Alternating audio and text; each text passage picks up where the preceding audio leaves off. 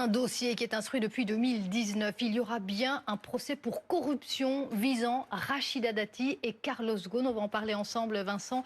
Merci d'être sur ce plateau pour nous éclairer sur cette affaire. Des juges d'instruction l'ont donc annoncé.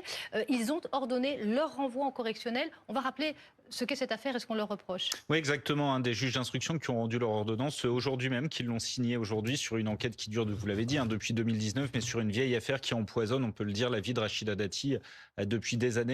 Elle est renvoyée désormais sur des soupçons de corruption et de trafic d'influence, ainsi que Carlos Ghosn, l'ancien tout-puissant patron de Renault.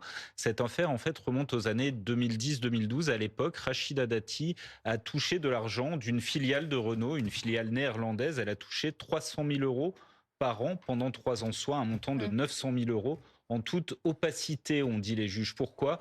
Parce qu'ils soupçonnent en fait un accord, un arrangement entre Carlos Ghosn, alors patron de Renault, et Rachida Dati. Elle explique, l'actuelle ministre, qu'elle a été rémunérée pour faire une activité de conseil au bénéfice du patron de Renault, pour notamment lui permettre de développer son activité au Moyen-Orient. Mais les juges d'instruction en doutent énormément. Ils soupçonnent en revanche Rachida Dati d'avoir touché cet argent en échange du lobbying qu'elle aurait effectué au Parlement européen à Bruxelles en faveur de Renault.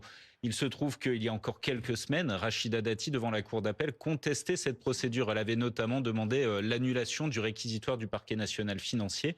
Elle a été déboutée de sa demande, et aujourd'hui, les juges ont enchaîné en rendant cette ordonnance qui a pour conclusion en fait un procès pour Rachida Dati qui pourrait intervenir alors dans les prochains mois. On le sait, vous en avez parlé, il y a l'échéance municipale qui s'approche à grands pas.